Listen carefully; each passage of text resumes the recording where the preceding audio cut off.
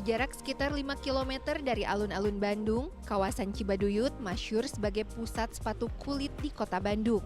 Keberadaannya konon sudah ada sejak tahun 1920-an dan terus bertahan hingga kini. Beragam jenis sepatu kulit untuk laki-laki maupun perempuan bisa ditemui di berbagai toko yang berderet di sepanjang jalan Cibaduyut, mulai dari sepatu pantofel hingga sepatu boots. Ada juga sandal dan aksesoris lain yang ditawarkan seperti ikat pinggang, tas, serta dompet. Sempat mengalami masa kejayaan pada medio tahun 80-an hingga 90-an, kini kawasan sentra sepatu Cibaduyut kondisinya tidak lagi sama. Deretan pertokoan yang berada di sisi kiri dan kanan jalan yang biasanya ramai oleh pengunjung, saat ini kondisinya cenderung sepi. Salah satu pedagang yang masih bertahan adalah Deden Sandi. Sejak 2010, ia meneruskan usaha sepatu kulit custom dari sang kakak yang dibuat secara handmade dengan menggunakan kulit premium. Deden menyebut penurunan pengunjung sangat terasa terutama setelah adanya pandemi COVID-19. Hal ini pun berdampak pada penjualan sepatu di toko miliknya yang dijual mulai dari harga Rp1 juta. Ngaruh, bisa sampai 50%. Kalau dulu bisa penjual berapa rata-rata? Dulu mas 10 pasang sehari bisa, malah lebih bisa. Sekarang? Sekarang mah paling 2 asli produksi sini. Ya, sama konstruksinya juga kita kan di sini mah banyakannya di Gujer. Di Gujer itu di Bene sama lokalnya mah. Pakai kulit bawahnya, jadi sulam semuanya gitu. Hal senada dikatakan Yeni. Menurutnya, saat ini jumlah pengunjung terus menurun. Bahkan di saat akhir pekan yang biasanya selalu ramai. Kini ia pun mengandalkan penjualan secara daring untuk tetap bertahan. Kalau untuk sekarang sama dulu jelas sangat jauh berbeda. Kalau dulu itu kita alhamdulillah rame. Kayak hari weekend gitu Sabtu Minggu kita bisa andelin. Kalau sekarang Sabtu Minggu nggak kayak dulu. Semenjak corona aja. Fluktuatif penjualan itu jadi berkurang. Kerasa banget. Berapa persen kira-kira setengahnya atau lebih? Hampir setengahnya. Kalau untuk sekarang kan online sekarang lagi merajai ya. Jadi mau tidak mau kita mengikuti zaman juga. Kalau misalnya kita nggak ikutin zaman ya mungkin stuck di tempat. Tapi untuk sekarang ngikutin online juga ya alhamdulillah sih selalu ada. Jadi kalau nggak ada di sini ada di online gitu sih.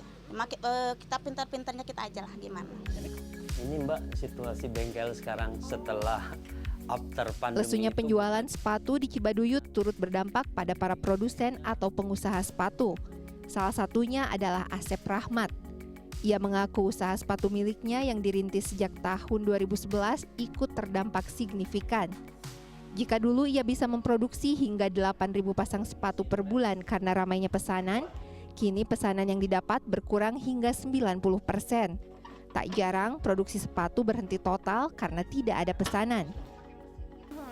Ini kan kalau kayak penurunannya hampir 90%-an lebih sampai sekarang belum bisa recover ya kan? Belum. Itu kalau dari sisi pegawai gitu berkurang juga atau gimana kan?